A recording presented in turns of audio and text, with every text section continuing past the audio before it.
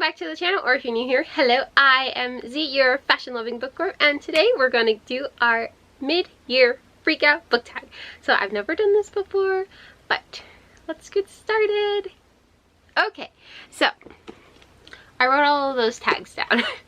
I'm not sure who the original creator of the tag is, but I'm gonna leave Alexandra Roseland's channel linked down below because she's the reason why I'm doing this tag, because I was inspired by her channel. So let's get started with these questions. Yes, Sadie, hello. So one of the first questions was your best book you've read so far this year. Okay, so that book is definitely going to have to be Psycho Gods. This is by Jasmine Moss. This is the 6th book in the Cool Shifters verse series, and I love this book. I was laughing, I was cackling. It was just such a good read. I wasn't expecting it. It's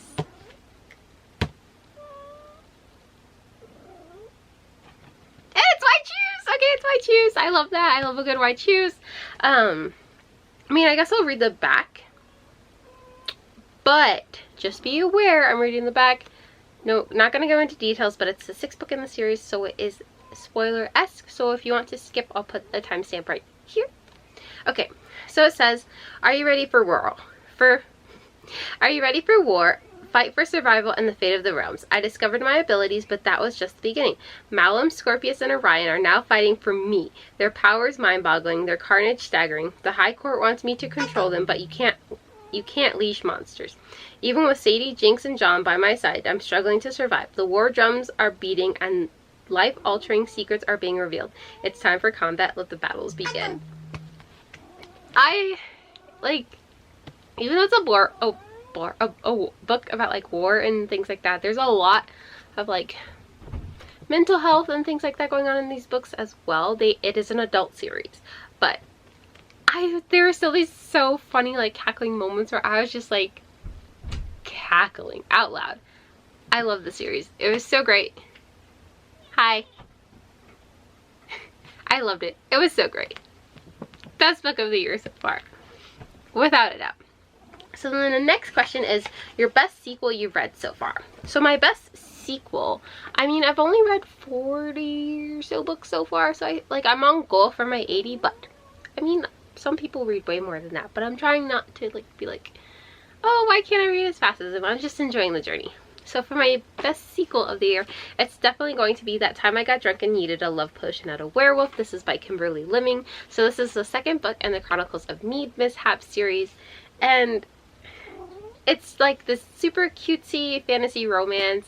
There's a little bit of action, a little bit of adventure, and you know, a cute amount of spice. Like it's a little spicy book, but I thought it was super cute, and I loved their love story. Like, yes, it's like insta-lovey because of course she threw a love potion at him, but you know, there's fated mates involved, so it was super cute. I really enjoyed it. I like Kimberly Lemming's writing style, which is probably why this book did it for me for sequels. Yeah. What else do we have next? So, one of the next questions is a new release you haven't read yet but want to. So for that category, I actually have 2 books here. I mean, there's plenty of new releases that I still want to read, but these 2 are kind of on the top of my list. So that's definitely going to be Not in Love by Ali Hazelwood. I am absolutely obsessed with Ali Hazelwood. I love all of her books. Like, if she writes it, I'm gonna read it, like, without a doubt. And she just, it's something about a sim romance just does it for me. But so this one is Not in Love, and it's dealing with Rue and Eli. And I really don't know that much about it because I haven't really read the back of it. And it's Ali Hazelwood, so of course I'm going to read it. And then the second one is actually a sequel. So this is Bespelled. This is a sequel to Bewitched by Laura Thalassa. I really enjoyed the first one. And now and it came out this year, so now I have to read this one. I'm going to read this one by the end of the year, so I hope. Goals. But I really enjoyed the first one, and I'm hoping to enjoy this one with our characters. We've got Celine and Memnon still, and you know, it's their romance and it's witchy, so yay. Okay, another So the fourth question was most anticipated release for the second half of the year. So my most anticipated release for the second half of the year is actually going to be... Whoa! Yes, hi Koopy. So my most anticipated release for the second half of the year is actually going to be The Wraith King, and that's by Juliet Cross. I've kind of heard like a little bit about it, but it just like, it's magical. I'm pretty sure it's enemies to lovers. I have to look it up. I can't remember. I heard about it in like January, but it sounds so good and I really want to read it. So that is going to be my... When does that even come out? It's going to be like linked right here underneath the actual like cover picture of it, but it'll be like dated when that one comes out. But I'm so looking forward to that book. Okay, so the fifth question is, what is your biggest disappointment? So I don't actually say have a disappointment. I don't go into books like, I don't read like hyped books or so to say, but I guess I don't look at Goodreads. I don't really go off of TikTok to be like, oh, this sounds like something super amazing, I'm gonna hype it up or anything like that. I really kind of just like, if it sounds good, I'm gonna read it, and that's kind of how I base all of my books and reads. So nothing was truly disappointing. I would say one that wasn't like it ended up being a DNF was Children of Blood and Bone by Tommy Adeyemi. And there's nothing wrong with the book. I just wasn't drawn to reading it, and I have so many other books, so I was like, I want to read those more than I want to read this. So I DNF'd it, and I guess that would be my biggest disappointment, but it wasn't a disappointing read because while I was in it, it was great. I just had no desire to pick it up when I put it down. If that makes sense. I hope that does.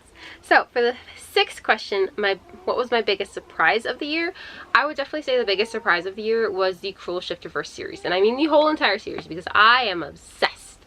Like, I am down bad for that book series so bad. Like, and they're not the shortest books. Like this is a chonker of a book, okay? She's just chonky, and I want to reread them. I really do. I enjoy them so much.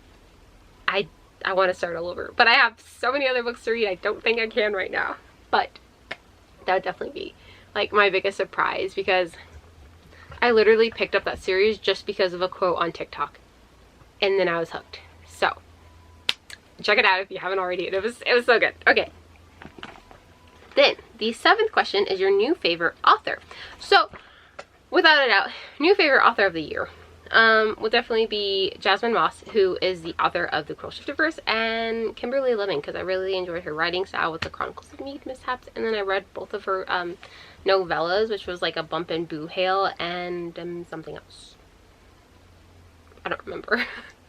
But those would be my two new favorite authors. I just like their writing style. I think it was really good, and yeah. What's next? Okay, so the eighth question is your newest fictional crush. Ooh, that's a good one. That's good. Okay, so I have to pick one for my favorite series, and that is definitely going to be Corvus, because it's a bully romance. Don't ask me what's going on upstairs. I don't know, but he is something else. Oh my goodness. I was just like, wow. But definitely Corvus, Corvus Malum from The Cruel Shifterverse. You meet him in like the 4th, the 5th, and 6th book. New fictional crush. I don't know. But like at the end, he's really just this giant flaming softie, and I was like, ah! Like he's a douche, but he's like, he'll be sweet to her, you know, kind of things. Okay.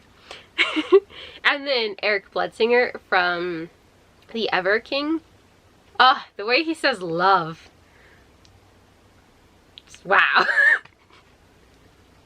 But like he uses love as like a term of endearment, but also a threat, and he's like, because he's kind of like, you really love, you want to try me, like that kind of situation, and he goes, love, and it's like, ew, that's so cute, I like it. So, and he sounds hot. He's a book character. You know, it is what it is. But yes, so Corvus and Eric would be my new fictional crushes of the year. My newest favorite character, without a doubt, 100% Sadie from The Cruel Shifterverse. She's hilarious. Like, I literally wrote this quote because she, like, that she said when she was with the alphas for the first time, and she's like, I can learn to piss standing up too, fuckers. And she's just unhinged, but she's like this optimistic ray of sunshine when she shouldn't be. She's gone through so many different like trials and tribulations, like trigger warnings in the book because she dealt with a lot of like child abuse and things like that as she was growing up. And she's such this like, she's still like this positive ray of sunshine, and I love that for her. So yes, I love that girl. She is something else. I feel like I've said this, it feels very deja vu-esque, like I've had this conversation with you guys before, but I still feel the same. Sadie is awesome. That's my cat's name. One of them, anyways. Okay, so the 10th question is actually a book that made you cry.